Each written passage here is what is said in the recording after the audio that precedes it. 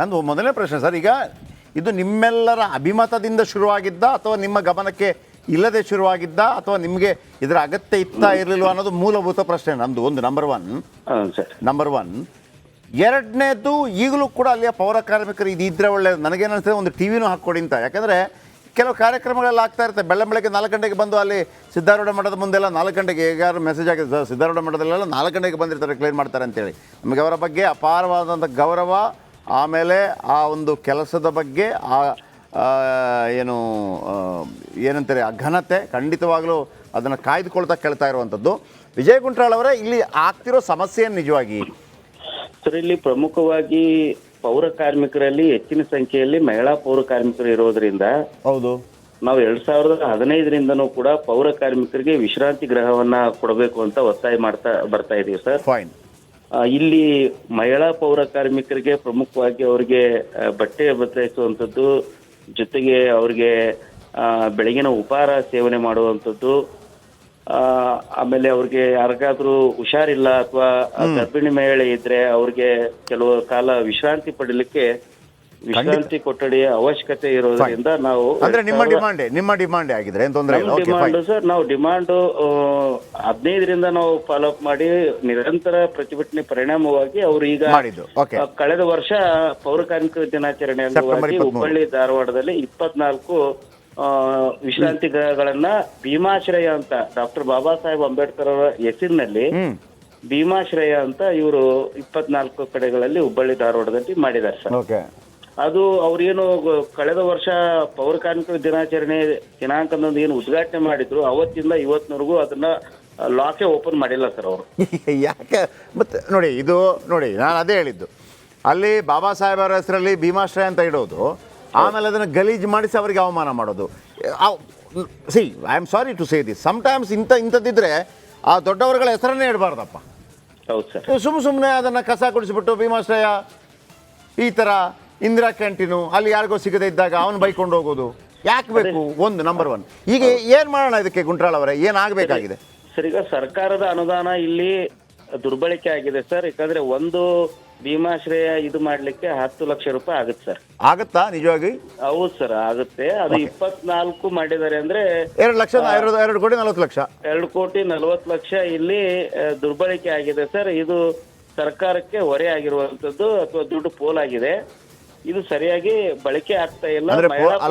ಅಲ್ಲ, ಪೋಲ್ ಆಗ್ತಿದೆ ಅಂತಂದ್ರೆ ನೀವು ಹೇಳ್ತಿರೋದು ಅಷ್ಟು ಬೇಕಾಗಿರ್ಲಿಲ್ಲ ಅಂತನಾ, ಅಥವಾ ಯೂಸ್ ಮಾಡಿದ ನಂತರ ಈಗ ಯೂಸ್ ಆಗದೆ ಇದ್ದ ಕಾರಣಕ್ಕಾಗಿ ಪೋಲ್ ಆಗ್ತಾ ಇದೆ ಅಂತ? ಹೌದು ಸರ್, ಯೂಸ್ ಆಗದೆ ಪೋಲ್ ಆಗ್ತಾ ಇದೆ. ಟ್ಯಾಕ್ಸ್ ಪೇಯರ್ ದುಡ್ಡು ಇಲ್ಲಿ ಅಲ್ಲ, ಏನು ಪ್ಲಾನ್ ಮಾಡಿದ್ರಿ ನೀವು ಆಗಿದ್ರೆ? ಅದು ಈಗ ಲೋಕಾರ್ಪಣೆ ಆಯ್ತು 23ನೇ ತಾರೀಕು 2023. ಅದಾದ ನಂತರ ಮರುದಿವಸ ಬಂದು ಕೇಳಬೇಕಲ್ಲ ಏನು ಎತ್ತ ಅಂತೇಳಿ.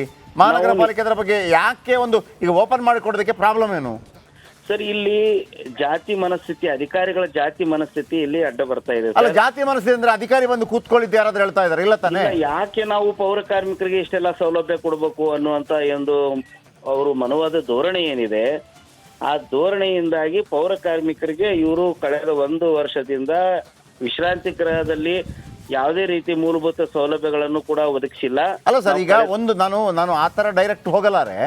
ಕೆಲವು ಮೈಂಡ್ ಸೆಟ್ಗಳು ಬಹಳ ಕೆಟ್ಟದಿರ್ಬೋದು, ಆದರೆ ಅನೇಕರು ಒಳ್ಳೆ ಮನಸ್ಥಿತಿಯವರು ಕೂಡ ಇದ್ದಾರೆ. ನಾನು ಎಲ್ಲರನ್ನೂ ಅಧಿಕಾರಿಗಳನ್ನ ಇವ್ರಿಗೆ ಕೊಡಬೇಕು ಅಂತ ಅಂದವನು 2 ಕೋಟಿ 40 ಲಕ್ಷ ಹಾಕ್ಬಿಟ್ಟು ಅದನ್ನು ಕಟ್ಟಿಸಕ್ಕೂ ಬಿಡ್ತಾ ಇರಲಿಲ್ಲ. ಹೌದು ಸರ್. ಓಕೆ, ಈಗ ನನಗಿರುವಂಥದ್ದು ಅದನ್ನು ಓಪನ್ ಮಾಡಿ ಕೊಡಬೇಕು. ಈಗಾದ್ರೆ ಸ್ವಚ್ಛತೆ ಗಿಚ್ಚತೆ ಎಲ್ಲ ನೋಡ್ಕೊಳ್ಳೋದು ಅಂತಂದ್ರೆ ಸಾಧಾರಣವಾಗಿ ಪೌರ ಕಾರ್ಮಿಕರು ನೋಡ್ಕೊಳ್ತಾರೆ ಏನೋ ಅಂತ ಅನ್ಕೊಂಡಿದ್ದೀನಿ. ಹೌದು ಸರ್. ವ್ಯವಸ್ಥೆಗಳೆಲ್ಲ ಸರಿ ಇದೆಯಾ ಒಳಗೆ? ಸರ್, ಒಳಗಡೆ ಇವರು ಪೌರ ಕಾರ್ಮಿಕರಿಗೆ ಹೋಗಿ ಕೂಡ್ಲಿಕ್ಕೆ ಸರಿಯಾದ ವ್ಯವಸ್ಥೆ ಇಲ್ಲ. ಅವ್ರಿಗೇನು ಆ ಕಂಟೈನರ್ ಇಟ್ಟಿದ್ದಾರೆ, ಆ ಕಂಟೈನರ್ ಹಂಗೆ ಇದೆ ಸರ್. ಅದ್ರೊಳಗೆ ಏನು ಮೂಲಭೂತ ಸೌಲಭ್ಯಗಳು ಒದಗಿಸ್ಬೇಕಾಗಿತ್ತು, ಆ ಬೇಸಿಕ್ ಕಮ್ಯುನಿಟೀಸ್ ಯಾವುದು ಕೂಡ ಒದಗಿಸಿಲ್ಲ. ಪ್ರಮುಖವಾಗಿ ನೀರಿನ ವ್ಯವಸ್ಥೆ ಮಾಡಬೇಕಾಗಿತ್ತು, ನೀರಿನ ವ್ಯವಸ್ಥೆನೂ ಮಾಡಿಲ್ಲ. ಹಾಗಾಗಿ ಒಳಗಡೆ ಕೂಡ್ಲಿಕ್ಕೆ ಆಗದೆ ಇರುವ ಪರಿಣಾಮದಿಂದ ಇವರು ಲಾಕ್ ಕೂಡ ಓಪನ್ ಮಾಡದೇನೆ ಪೌರ ಕಾರ್ಮಿಕರಿಗೆ ಬೀದಿಯಲ್ಲಿ ಕೂತು ಇವತ್ತು ಟಿಫಿನ್ ಮಾಡುವಂಥದ್ದು, ಬೀದಿಯಲ್ಲಿ ಕೂತು ನೀರು ಗೊತ್ತಾಯ್ತು ವಿಜಯ್ ಗುಂಟ್ರಾಳ್ ಅವರೇ, ಗೊತ್ತಾಯ್ತು. ಥ್ಯಾಂಕ್ ಯು ನಮ್ಮ ಜೊತೆ ಮಾತನಾಡೋದಕ್ಕಾಗಿ. ಒಂದು ವೀಕ್ಷಕರೇ, ಭಾಳ ಮುಖ್ಯವಾಗಿ ನೆನಪಿಟ್ಕೋಬೇಕು ನೋಡಿ, ಭೀಮಾಶ್ರಯ ಅಂತೇಳಿ ಸಾಧಾರಣವಾಗಿ ಅಲ್ಲಿ ಯಾರಾದ್ರಿದ್ರೆ, ಅಲ್ಲಿ ಸಂಘಟನೆಗಳಿದ್ರೆ ಬನ್ನಿ, ಒಂದು ಹೋರಾಟ ಶುರು ಮಾಡಿ, ಅದರ ಮುಂದೆ ನಿಂತ್ಕೊಳ್ಳಿ. ಇದನ್ನು ಕೇವಲ ಪೌರ ಕಾರ್ಮಿಕರು ಮಾತ್ರ. ಯಾರು ಪೌರ ಕಾರ್ಮಿಕರು ನಿಮ್ಮ ಮನೆಯ ಕಸ ನಿಮ್ಮ ಮನೆಯ ಮುಂದೆ ಶುಚಿಗೊಳಿಸ್ತಾರೋ, ನಿಮಗಾಗಿ ದುಡಿತಾ ಇದ್ದಾರೋ, ನಾವೇನು ಹೇಳ್ತೀವಿ, ಸೈನಿಕರು ಗಡಿಯಲ್ಲಿ ನಮಗಾಗಿ ದುಡಿತಾರೆ ಅಂತ ಹೇಳ್ತೀವಲ್ವಾ? ಹೌದು, ದುಡಿತಾರೆ. ಇಲ್ಲಿ ನಿಮ್ಮ ಮನೆಯ ಮುಂಭಾಗದಲ್ಲಿ ಸೈನಿಕರ ರೀತಿಯಲ್ಲಿ ದುಡಿತಾ ಇದ್ದಾರೆ ಈ ಪೌರ ಕಾರ್ಮಿಕರು. ಅವರಿಗೆ ರೆಸ್ಪೆಕ್ಟ್ ಇಲ್ವಾ? ಅವರಿಗೆ? ನನಗೆ ಗೊತ್ತಿಲ್ಲ. ಅಲ್ಲಿ ಗುಂಟ್ರಾಳ ಒಂದು ಮಾತನ್ನು ಹೇಳಿದರು, ನಾನು ಅದನ್ನು ಕಂಪ್ಲೀಟ್ ಒಪ್ಪಲಿಕ್ಕೆ ಆಗೋದಿಲ್ಲ ನನಗೆ. ಯಾಕಂದರೆ ಬೇರೆ ಬೇರೆ ಕಾರಣಕ್ಕಾಗಿ ಮಾಡಿದ್ದಾರೆ, ಇದು ಜಾತಿ ಕಾರಣಕ್ಕಾಗಿ ಅಂತೇಳಿ. ಅದನ್ನು ಅಕ್ಷಮ್ಯ, ಒಂದು ಆ ಥರ ಆಗಿದರೆ ಅಕ್ಷಮ್ಯ ಅಪರಾಧ. ಎಲ್ಲವನ್ನೂ ನಾನು ಅದಕ್ಕೆ ಹೋಲಿಸಲಾರೆ. ಬಟ್ ಡಾಕ್ಟರ್ ಈಶ್ವರ ಉಳ್ಳಾಗಡ್ಡಿ ಅವರಿದ್ದಾರೆ, ಹುಬ್ಬಳ್ಳಿ ಧಾರವಾಡ ಪಾಲಿಕೆ ಆಯುಕ್ತರು. ಈಶ್ವರ ಉಳ್ಳಾಗಡ್ಡಿ ಸರ್, ನಮಸ್ತೆ. ನಮಸ್ತೆ ಹೇಳಿ. ಈ ಹಿಂದೆ ಒಂದು ಸ್ಟೋರಿ ನಿಮ್ಮ ಬಳಿಗೆ ಬಂದಾಗ ಭಾಳ ಫಾಸ್ಟಾಗಿ ಮಾಡಿಕೊಟ್ಟಿದ್ರಿ ನೀವು. ಹೌದೌದು. ಅದಕ್ಕಾಗಿ ಮೊದಲಿಗೆ ಧನ್ಯವಾದ ತಿಳಿಸ್ತಾ, ಥ್ಯಾಂಕ್ ಯು ಸರ್. ಈಗ ಇದ್ರದ್ದು ಏನು ಸರ್ ಸಮಸ್ಯೆ? ಈ ಭೀಮಾಶ್ರಯ ಯಾಕೆ ಅದನ್ನು ಓಪನ್ ಮಾಡಿ ಅವರಿಗೆ ಕೊಡಲಾಗ್ತಾ ಇಲ್ಲ? ಎಲ್ಲ ರೆಡಿ ಆಗಿದೆಯಲ್ಲ? ಹೌದು, ನಮ್ಮಲ್ಲಿ ಹುಬ್ಬಳ್ಳಿ ಧಾರವಾಡದಲ್ಲಿ ಒಟ್ಟು 25 ಭೀಮಾಶ್ರಯಗಳನ್ನು ನಾವು ಲೋಕಾರ್ಪಣೆ ಮಾಡಿದ್ದೀವಿ ಈಗಾಗಲೇ. ಓಕೆ. ಅದರಲ್ಲಿ 22 ನಂತರ ರನ್ನಿಂಗ್ ಇದಾವೆ. ಆದ್ರೆ 3 ಕಡೆ ಏನಂತ ಹೇಳಿದ್ರೆ ಸರ್, ಈಗ ಒಂದು UGD ಲೈನ್ ಹಾಕ್ತಾ ಇದೀವಿ, ಹಿಂಗಾಗಿ UGD ಕನೆಕ್ಷನ್ ಕೊಡಬೇಕು, ಒಂದು ಪೆಂಡಿಂಗ್ ಇದೆ ಕಾಟನ್ ಮಾರ್ಕೆಟ್ ಅಲ್ಲಿ. ಎರಡನೇದಾಗಿ ಏನಂತ ಹೇಳಿದ್ರೆ ವಾರ್ಡ್ ನಂಬರ್ 3 ಧಾರವಾಡದಲ್ಲಿ ಏನಂತಂದ್ರೆ LNT ಇಂದ ಲೈನ್ ಲೇ ಮಾಡ್ತಾ ಇದೀವಿ, ವಾಟರ್ ಕನೆಕ್ಷನ್ ಕೊಟ್ಟು ಅದನ್ನ ಸ್ಟಾರ್ಟ್ ಮಾಡಬೇಕು. ಈಗ ಸೂನ್ ಐ ಥಿಂಕ್ ಒಂದು 15 days ಅಲ್ಲಿ ಅದು 2 ಕಾರ್ಯ ಮುಗಿದ ನಂತರ ಇಮಿಡಿಯೇಟ್ ಆಗಿ ಅದನ್ನು ಲೋಕಾರ್ಪಣೆ ಮಾಡ್ತೀವಿ.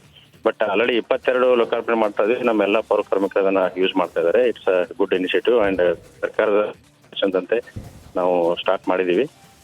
ಈ 3 ಸಹಿತ ಸೂನ್ ಇಮಿಡಿಯೇಟ್ ಸ್ಟಾರ್ಟ್ ಮಾಡ್ತೀವಿ. ಆ ಟಿವಿ ಗಿವಿ ಎಲ್ಲ ಇಡ್ತೀರ ಅದಕ್ಕೇನಾದರೂ? ಟಿವಿ ಏನಿಲ್ಲ ಸರ್. ಅಂದ್ರೆ ಒಳಗಡೆ ಏನಂತಂದ್ರೆ ಮೇಲೆ ನಾವು ಸೀಟ್ ಇರ್ತದೆ ನಮ್ದು, ಇದ್ರದ್ದು ಅಂದ್ರೆ ಹೀಟ್ ಆಗಬಾರ್ದು ಅಂತಕ್ಕಂಥದ್ದು. ಅದು 20 ಫೂಟ್ ಉದ್ದ, 8 ಫೀಟ್ ಆಗಲ್ಲ, ಮತ್ತೆ 8 ಫೀಟ್ ಹೈಟ್ ಇರ್ತದೆ.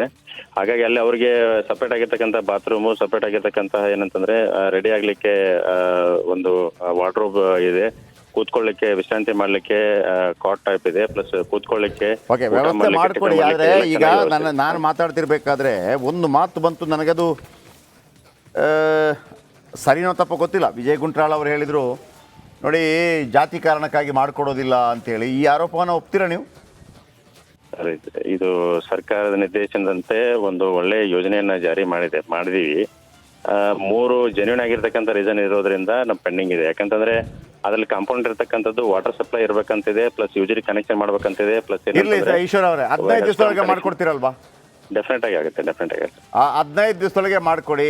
ಆಮೇಲೆ ನಾನು ನಮ್ಮ ರಿಪೋರ್ಟ್ರಿಗೆ ಹೇಳ್ತೀನಿ ಅದು ಹೆಂಗಿದೆ ಅಂತಂದ್ರು. ಸ್ವಲ್ಪ ಕ್ಲೆನ್ಸಿನೆಸ್ ಮೇಂಟೈನ್ ಮಾಡಿದ್ದಾರೆ. ಯಾಕಂದರೆ ಒಂದು ಆರಂಭ ಆಗಲಿ. ಯಾಕಂದರೆ ಎಲ್ಲ ಕಡೆ ನಮ್ಗೆ ಅನಿಸುತ್ತೆ ನಮ್ಮನ್ನು ಇಷ್ಟು ಒಂದು ಸ್ವಚ್ಛವಾಗಿಡುವಂಥ ನಿಜವಾದ ಸ್ವಚ್ಛ ಭಾರತದ ರೂವಾರಿಗಳು ನಮ್ಮ ಪೌರ ಕಾರ್ಮಿಕರು.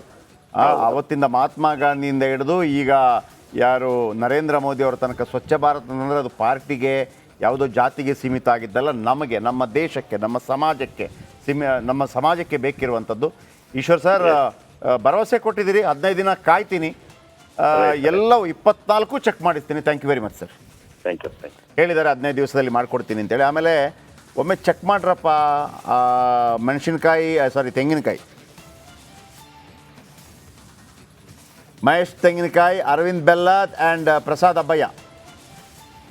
ಒಮ್ಮೆ ಚೆಕ್ ಮಾಡಿ. 3 ಜನನೂ ಒಂದು ಫ್ರೆಂಡ್ಶಿಪ್, ಒಳ್ಳೆ ಫ್ರೆಂಡ್ಗಳು ನೀವು, ಗೊತ್ತು ನಮಗೆ. ಒಂದೇ ಗಾಡಿಯಲ್ಲಿ ಬಂದು ಚೆಕ್ ಮಾಡ್ಕೊಂಡು ಹೋಗಿ. ಏನೋ ಹುಬ್ಬಳ್ಳಿ ಧಾರವಾಡಪ್ಪ ಅಂತೇಳಿ ನಿಮ್ಮ ಪಾರ್ಟಿ ಮತ್ತೊಂದೆಲ್ಲ ಆಮೇಲೆ. ಸಮಾಜ ಮುಖ್ಯ, ದೇಶ ಮುಖ್ಯ. ಈ ಹುಬ್ಬಳ್ಳಿ ಧಾರವಾಡ ಕಡೆಗಳಲ್ಲಿ ಈ ಥರ ನೀವು ಮಾಡಿಬಿಟ್ರೆ ಗೊತ್ತಾಗುತ್ತೆ ಎಷ್ಟು ಇಂಪಾರ್ಟೆಂಟ್ ಇವರು ಅಂತೇಳಿ. ಆಯಿತಾ? ಅವ್ರಿಗೊಂದು ರೆಸ್ಪೆಕ್ಟ್ ಮಾಡಿ. ಅವ್ರನ್ನ ಯಾವತ್ತಾದ್ರೂ ಒಂದು ಸಿಟ್ ಬಾಕ್ಸ್ ಕೊಟ್ಟಿದ್ದೀರಾ ಇವರಿಗೆ? ಯಾವತ್ತೂ ಕೊಟ್ಟಿರೋದಿಲ್ಲ ನಿಮಗೆ. ಅಮ್ಮ ಕಸದವ್ರು ಬಂದರು, ಕಸದವ್ರು ನೀವು, ಅರ್ಥ ಆಯ್ತಲ್ಲ? ಕಸದವರಿಂದ ದಯವಿಟ್ಟು ಕರಿಬೇಡಿ ಅವ್ರನ್ನ. ಆಮೇಲೆ 15 ದಿನದೊಳಗಾಗಿ ಉಳಿದ 3 ಎಲ್ಲ ಕ್ಲಿಯರ್ ಆಗಿದೆಯಂತೆ. ನಮ್ಮ ರಿಪೋರ್ಟರ್ ಅದನ್ನು ಫಾಲೋಅಪ್ ಮಾಡ್ತಾರೆ. ಪ್ರಕಾಶ್ ಅದಾದ ನಂತರ ನನಗೆ ಅದರ ಒಳಗೆ ಹೇಗಿದೆ ಅನ್ನೋದು ಕೂಡ ಬೇಕು, ನಂಬರ್ 1. ಎರಡನೇದು ನೋಡ್ರಿ, ಪಾಪ ಅವರು 4 ಗಂಟೆಗೆ ಬಂದಿರ್ತಾರೆ, ಟಿವಿ ಗಿವಿ ನೋಡೋ ಆಸೆ ಇರುತ್ತೆ. ಅಲ್ಲಿ ಯಾರಾದರೂ ಒಂದು ಲೋಕಲೈಟ್ಸ್ಗಳು ಒಂದೊಂದು ಸಂಘ ಸಂಸ್ಥೆಗಳಿಂದ ಒಂದೊಂದು ಇದಕ್ಕೆ ಒಂದು ಟಿವಿ ಹಾಕ್ಕೊಟ್ರೆ, ಎಲ್ಲ ಕಸ ಎಲ್ಲ ಗುಡಿಸಿ ಡ್ರೆಸ್ ಗಿಸ್ಸೆಲ್ಲ ಚೇಂಜ್ ಮಾಡಿ ಒಂದು ಟೀ ಕುಡಿದು ಅರ್ಧ ಗಂಟೆ ಒಂದು ಯಾವುದೋ ಒಂದು ಕಾರ್ಯಕ್ರಮ ನೋಡಿಕೊಂಡು ಯಾವುದಾದ್ರೂ ಅಲ್ಲಿ ಸಂಘ ಸಂಸ್ಥೆಗಳಿಲ್ವಾ? ದೊಡ್ಡ ಬೋರ್ಡ್ ಹಾಕ್ಕೊಳ್ಳಿ ಬೇಕಿದ್ರೆ, ನೀವು ಕೊಟ್ಟಿದ್ದು ಅಂತೇಳಿ. ಟಿ ವಿ ಹಾಕ್ಬಿಟ್ಟು ಕದಿಯದಂಗೆ ಅದಕ್ಕೊಂದು ಏನಂತಾರೆ ಶೆಲ್ಟರ್, ಗ್ರಿಲ್ ಥರ ಮಾಡಿ ನೋಡಿ, ಫಾಲೋಅಪ್ ಮಾಡಿ. Thank you very much. ನಾಳೆ ಇದೇ ಸಮಯಕ್ಕೆ ಮತ್ತೆ ಸಿಗೋಣ. ನಮಸ್ಕಾರ.